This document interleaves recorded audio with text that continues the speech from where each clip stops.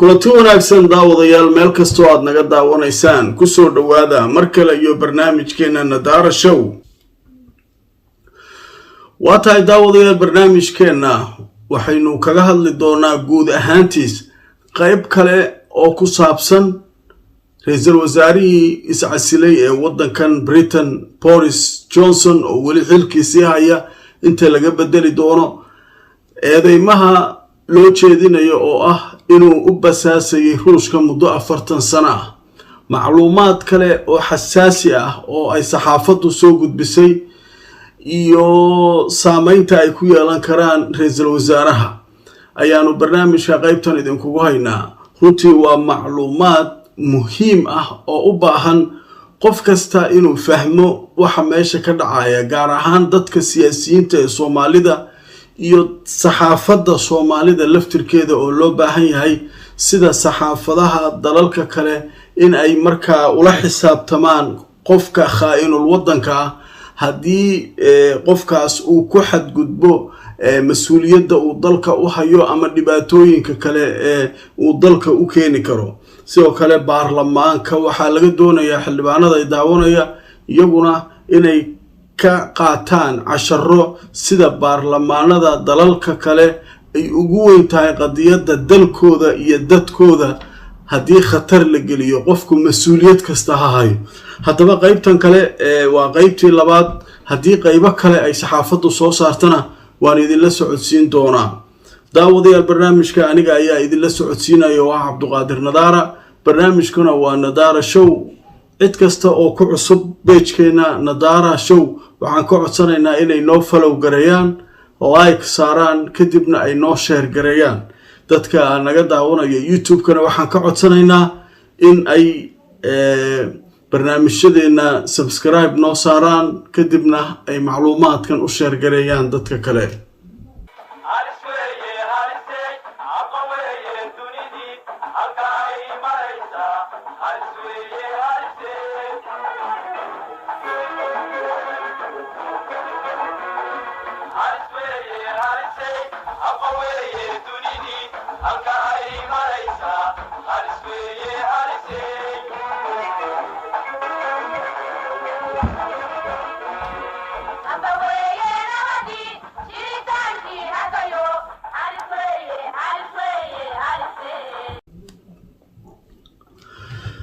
waa tahay daawadayaal waxaan guda galaynaa qayb kale oo ku saabsan eedeymo loo soo jeedinayo ra'iisul wasaarihii wadankan Boris Johnson oo ku saabsan in uu ka tirsanaa sirdoonka Ruushka uu basaasayay dalkan Ingiriiska. haddaba qaybo hore ayaan barnaamijkan kii ka horeeyay ku soo qaadanay runtii oo macluumaad iyo cadeymo iyo waxyaabo badan ay saxaafadu keenaysa. qaybtan waa qayb kale oo iyana ku saabsan sida ay wax u jiraan. haddaba aan ku hormarno. saxaafadu waxay marka hore ka bilaabayaan waxay leeyihiin horta magacan Boris oo ninkan la yiraahdo waa magac sirdoon oo Ruush ah. sidoo ku yahay magac sirdoon oo Ruush ah. haddaba aan aragno sawirkan. ninkan waxaa la yiraahdaa Boris Litwin. sawirkiisa halkan uga jeedaan waayahay. ninkan ayaa lagu sameeyay baa la leeyahay Boris.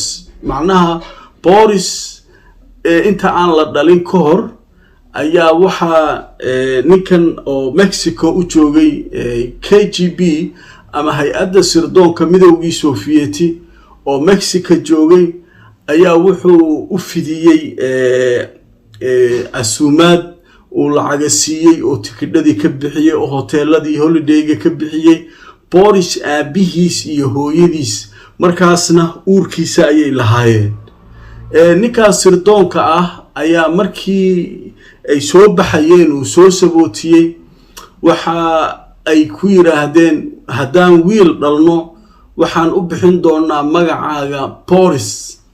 marka saxaafadu waxay leeyihiin magacan Boris asagii baaba sarkaal sirdoon ahaa oo ninkan lagu sameeyay markii la dhalayaba sarkaalkaas magaciisu watay waa tahay qaybta aan ka gudubno waxay kaloo saxaafadu keeneen Boris oo 16 sano jir ah oo markaasi tagay midowgii Soviet bal aan aragno sawirkan sida arkaysaan sawirkan Boris oo 16 sano jira ayaa wuxuu tagi jiray baa leeyahay midowga Soviet uu ku laalaaban jiray waa tahay waayahay marka Boris halkee buu tagi jiray muxuuse ka qaban jiray midowga Soviet maadaama nin dhalinyaro uu ahaa waayahay bal qariidadan aan aragno qariidada Boris Johnson waxa uu ka soo bixi jiray wadanka Britain waxa uu tagi jiray magaalo la yiraahdo Riga oo hadda ah caasimadda Latvia markaana ka tirsaneyd midowga Soviet haddaba magaaladaas muxuu u tagi jiray saxaafadu waxay leeyihiin laba arin buu u tagi jiray koow in uu soo booqdo qabriga nin awoowihiisa oo ruusha oo eheladii iyo dadkaas inuu soo barto labo ninkan tagistiisa meesha waxaaba ay ahayd in la soo tababarayay oo tababar buu u tagi jiray waxay leeyihiin saxaafada sidoo kale waagaas midowga Soviet qof dhalasho Mareykan haysta uma ogoleyn dalkaas midowga Soviet inuu tago laakiin waxa la isweydiinayaa sababta uu Johnson ay ugu ogolaadeen midowga Soviet oo dhowr jeer uu ku laalaabanayay halkaas waaya marka waxa kaloo la leeyahay sawirkan isagana halkan ku muujinaynaa markuu soo laabtay marka dhowr jeer uu tagay uu soo laabtay waxa uu iskuulka markii uu yimid uu ka sheekeyn jiray wax ka qori jiray arrimaha ku saabsan dagaalkii midowga Soviet uu ku qaaday Afghanistan isagoo oo difaaci jiray midowga Soviet dhihi jiray way saxan yihiin qolooyinkii mujaahidiinta wax ka sheegi jiray dhaliili jiray siyaasadaha dalalka reer galbeedka ee lidiga ku ah midowga Soviet ay ku taageerayeen mujaahidiin waaya halka markay marayso wari farikama qodna cadeemaha waa la soo daadinayaa mar walba xadkii ka baxeen waayahay marka maxaa leeyahay awoowihiisa ayaa ruush ahaa macnaheedu maxay halkan bal aan aragno qaabka awoowayaashiis uu uga soo jeedo ninka la yiraahdo Boris Johnson marka ugu horeysa Boris Johnson waa kan hooyadiis waa tan ka koreysa hooyadii kale ee dhashayna waa tan iyana ka koreysa waxa ka sii koreeya ninkan hooyadeed dhalay waa awoowihiisa waxa la yiraahdaa Yas Kaydren waana nin ruush ah ninka uu halka u tagi jiray waa ninkan baa leeyahay oo ruushka ahaa waa tahay dhanka hooyada ayay dhankan ahayd markan waxa u gudbaynaa dhanka aabaha Boris waa kan aabihiis Stanley Johnson waa kan isagana Wolford Johnson waa kan isagana waa awoowihiisa kale waxa la dhihi jiray Ali Kamal waxa uu ahaa Turki waxaana uu sidoo kale ahaa Ali Kamal wasiirkii arrimaha gudaha markii dawladii islaamka ee Uthmaniyiinta la jabiyay Ingiriiska uu Istanbul xoog ku qabsaday ayaa Ingiriisku waxay ka dhigeen wasiirkii arrimaha gudaha Ali Kamal kadib waa la dilay sida taariikhdu ay sheegayso waxaana loo dilay inuu camiil ama uu ahaa dabadhilif u shaqeynayay Ingiriiskii xooga ku qabsaday Istanbul marka meeshaas waxa la leeyahay waa nasligii ama meesha uu ka soo jeeday dhinacna waxa ugu sareeya Ruush dhinaca aabahana waxa ugu sareeya Turki waa tahay marka meeshaas markay marayso haddana saxaafadu waxay keeneen ninkan waxay leeyihiin shaki kuma jiro inuu wada shaqeyn dhab ah la lahaa Ruushka sababtoo ah afka ruushka ayuu si fiican ugu hadlaa. hadda aan aragno isagoo ku hadlaya af ruush. Я не верю, что эта война от вашего имени. This crisis, this tragedy can and must come to an end. Тому що світу потрібна вільна та суверенна Україна. Слава Україні! waayahay dariirada la yiraahdo sun ee ka soo baxda wadankan Ingiriiska ayaa iyaduna waxay ka hadlaysaa ra'iisul wasaaraha wadankan Boris Johnson inuu luqado badan ku hadlo, laakiin waxay gadaal uga sii daraysaa ay leedahay luqadda ruushku ma si dhab ah buu ugu hadli karaa. taas marka qofba si uu fasiray. qof wuxuu isleeyahay ma waxay ka wadaa jiriirada waxana macallin ku yahay luqadan ee wax kala lukula ba in yaro uu bowsado kaliya ayuu ka yaqaanaa bay ka wadaa. taas lama yaqaano. marka meeshaas ayay iyaduna xaaladaas taagan tahay. waayahay waxa kaloo marka soo haray waxa markan yana soo haray arrin ku saabsan saxaafadu iyo sirdoonka wadankan ninkan ma ogaayeen markii uu tagayay gurigii shalayto aan ka hadlaynay Talyaaniga ku yaalay oo iska laa ninka sirdoonka weyn ee Ruushka leeyahay Alexander Lebanov ma la socdeen. waa la soconay leeyihiin ninkan wax kasta uu sameeyo waa ognahay, waa la soconay. markii waxa laga shakiyay shirkii NATO ee shalay idinku sheegay Belgium ku soo dhamaaday wasiirada arrimaha dibadda uu yiri ninkan kaligay ayaa baxaya oo shaqaalihiisii iska diray iyo ilaaladiisii wixii la socday iyo kullu iska diray. ninkan isagoo ah wasiir arrimaha dibadeed dawlad weyn oo Britain la yiraahdo ayuu kaligii iska soo baxay. okay maxay keeneen marka sawirkan airportka looga qaaday. airportka kaligiis ayaa socda. airport dad shacab caadiya ay iska dhoofayaan ayuu ka deganayay. waa la soconay leeyihiin. okay inta may uga hareen marka saxaafadii iyo sirdoonkii maya ninkan meesha u socdaa la ogaanayaa. fiiri wadadan waa wadada tagta guriga uu u socday. ninkan journalistaha baa gaariga ku dhex jira uuna isqarinayaa. kadib ninkii journalistaha markuu ninkii gudbay oo gurigii galay ayuu banaanka soo istaagayaa. fariin buu tirayaa marka uu tilmaamayaa wuxuu leeyahay ninka kani gurigaas buu galay ee la socda sida uu la socda. waaya ma intaas kaliya waa lagu wareeray. saxaafaddu waxa ay soo daadisay iyo ninka kan xaaladiisa iyo siday u dabagaleen waa arrin aad mucjiso ah. waxay leeyihiin intaas oo dhan ka soo tag. ninkan waxay leeyihiin sanadkii 1999kii waxaa la weeraray Serbia ay xasuuqaysay muslimiintii Kosovo. NATO waxay u hiilinaysay Kosovo. muslim jacayl kama ahayn, laakiin waxay arkaysay Serbiyiintu inay Ruushka xiriir la leeyihiin, sidaa daraadeedna ay Serbia ugu diidanayeen inay Kosovo xoog ku qabsato oo dadka muslimiinta ay qabsato. iyaguna waxay rabeen inay meesha sidii ay ku gali karaan ay ku galaan. waayahay xilligaas marka waxa la leeyahay ninkan la yiraahdo Boris Johnson waxa uu ahaa journaliste u shaqeynayay jariirada la yiraahdo Independent ee wadankan. waxaa loo diray shaqo inuu dagaalka ka soo report gareeyo sanadkii 1999kii. haddaba waa tan jariirada warbixintii maalinka uu ku qoray.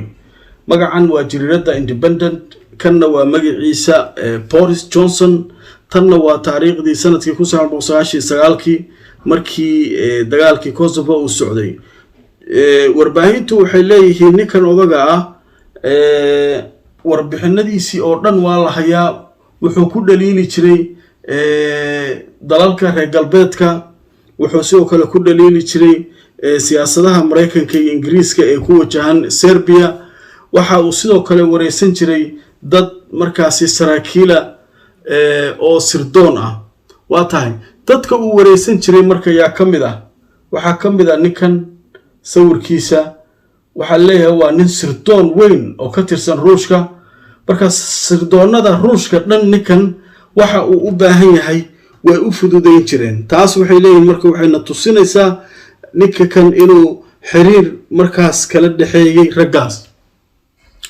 waayahay ma intaa keliya lagu joojiyay? maya, hawsha weli way socotaa. waa la soo fagay odaga wixiisii oo dhan bannaankaa la keenay. waxaa leeyahay gabadha hadda saaxiibadda uu leeyahay cunuga u dhashay ee uu la joogo laftirkeeda baaritaana lagu sameeyey. waxay ku jirtaa guddi la yidhaahdo guddiga wanaajinta saaxiibtinimada ruushka iyo ingiriiska.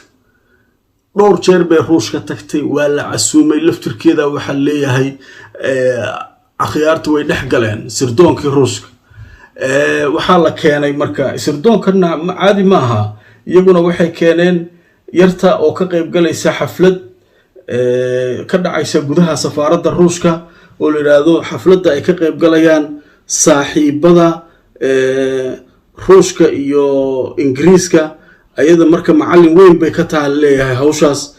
laftirkeedu Boris Johnson iyo ayada iyo isku qaanad baa la geliyay hadda saxaafadda waddankan. sawiradeeda waa kuwan iyadoo niman kale la sharaabaysa oo la joogta intuusan guursan ka hor ninka la yidhaahdo Johnson. kadibna Johnson bay hadda wada joogaan sida la leeyahay. waayahay laakiin ninkan Johnson la yidhaahdo xariif weyn weeye. dhinaca uu ku fiican yahay hablaha. waxaa leeyahay markii uu isku sharaxayay duqa magaalada London oo uu campaign-ka waday, labaa loo soo diray, gabar iyo nin. labadaba waxay ahaayeen sirdoonka ruushka. odaga ayagaa la socday, waa kan sirdoonka ingiriiska way keeneen. waxaa leeyahay gabadhu waxay lahayd sida qoraalka halkan ku qoran, every Russian to vote for you. qof kasta oo ruush ah adiga ayuu kuu codaynayaa. isaguna wuxuu leeyahay fantastic. waa kaas marka waxay leeyihiin qof kastoo ruush ah adigay kuu codaynayaan oo kula shaqaynaynaa waa macnaheeda. isagana wuxuu leeyahay fantastic. marka waxay leeyihiin ninkan waxaa soo dhisay yaraantiisii 16 asagoo jira, magaciisa ilaa maayar uu noqday, ilaa wasiirka arrimaha dibadda uu noqday, ilaa ra'iisul wasaare uu noqday. xaggaasaa lagu tiray. hadda iyo wixii ka dambeeya marka iyo cadeymo kale ayaan soo wadnaa bay leeyihiin sirdoonka iyo nimankan saxaafadda ah. bal aan aragno wixii soo kordha. anigana waan idila socodsiin doonaa. tan waa qaybtii labaad ee eedeymaha inuu basaasayay muddo 40 sano ah basaas ahaa Boris Johnson oo ruushka u shaqaynayay ayaa intaa kusoo gabagabeynaynaa. barnaamijka waxaan idinka codsanaynaa inaad noo sheer garaysaan si macluumaadkan ay dadkeena wax badan uga bartaan, gaar ahaan dadka siyaasiyiinta ah, xildhibaanada, saxaafadda iyo sirdoonka waddankaba inay wax badan ka fahmaan. qofka hadduu mas-uuliyad kasta hayo, madaxweynaha ahaado, ra'iisul wasaare ahaado, baarlamaan madaxa ka noqdo, wasiir ha ahaado, haddii uu ku xadgudbo waddanka danihiisa oo uu waddan kale la xirto, waa in bannaanka lasoo dhigaa. waa in dadkuna ay sidaa u shaqeeyaan. waa tahay barnaamijkii inta aynu kusoo gabagabeynaynaa. inta aan mar kale kulmayno barnaamijkan lamida waxaan idin leeyahay ciid wanaagsan meel kastoo aad joogtaan. sidaa iyo nabadgelyo. wassalaamu calaykum waraxmatullaahi wabarakaatu.